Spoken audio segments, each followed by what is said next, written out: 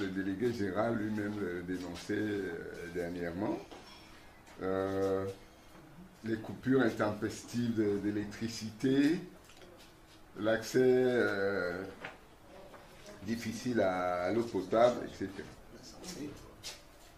Il y en a d'autres, on ne peut pas les citer. Ce contexte-là est tributaire je veux dire, cette vie, ces mauvaises conditions de vie qui se dégradent toujours davantage au quotidien, sont tributaires d'une mauvaise gouvernance. La gouvernance est mauvaise.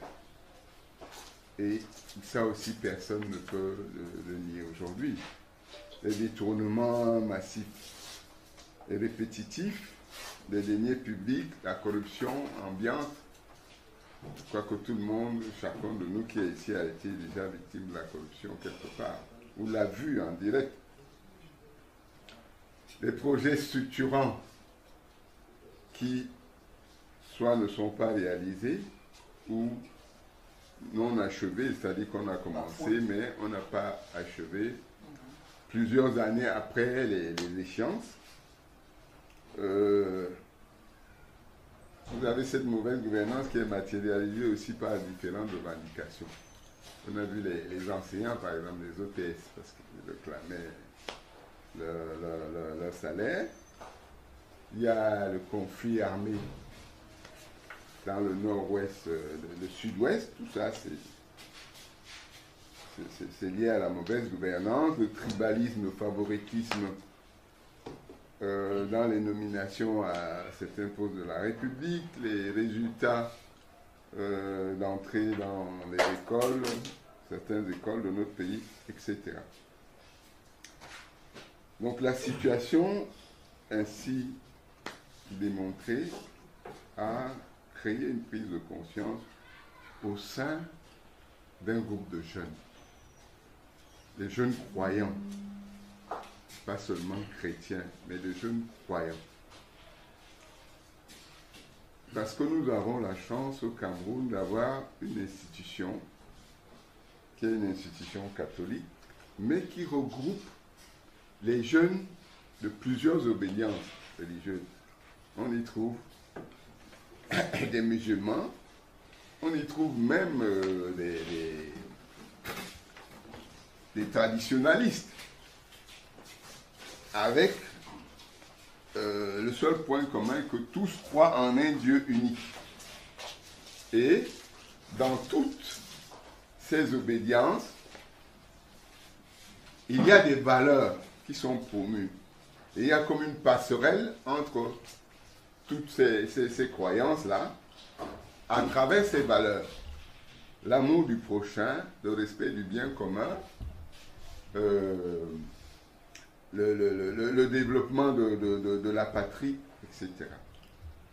Donc, mus tous par cette préoccupation, ces jeunes ont décidé de faire quelque chose pour que les populations camerounaises puissent trouver un soulagement.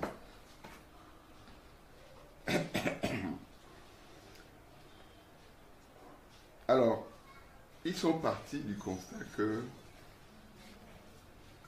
les croyants musulmans, chrétiens, de toutes les obédiences et autres, forment au moins 85% des populations de ce pays. Et avec les valeurs que je viens d'évoquer tout à l'heure, mais comment se fait-il donc que si nous avons plus de 85% de croyants avec ces valeurs, comment se fait-il que notre pays soit dans l'état actuel? Il y a un problème. Et le problème vient de quoi? Le problème vient en fait du fait que les croyants ont abandonné leurs responsabilités sociétales. Et les croyants sont dans le déni de leur vocation aujourd'hui. C'est en fait ce que nous voulons réparer dans la naissance de l'ADP. c'est-à-dire réintroduire le croyant dans les centres de prise de décision de ce pays et introduire donc dans ces centres de décision les valeurs promues par nos croyances, par notre foi chrétienne, par la foi musulmane, etc. Si cette alchimie est faite, nous allons pouvoir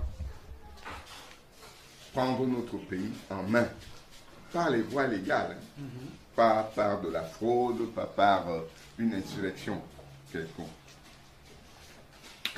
Donc, cette prise de conscience nous appelle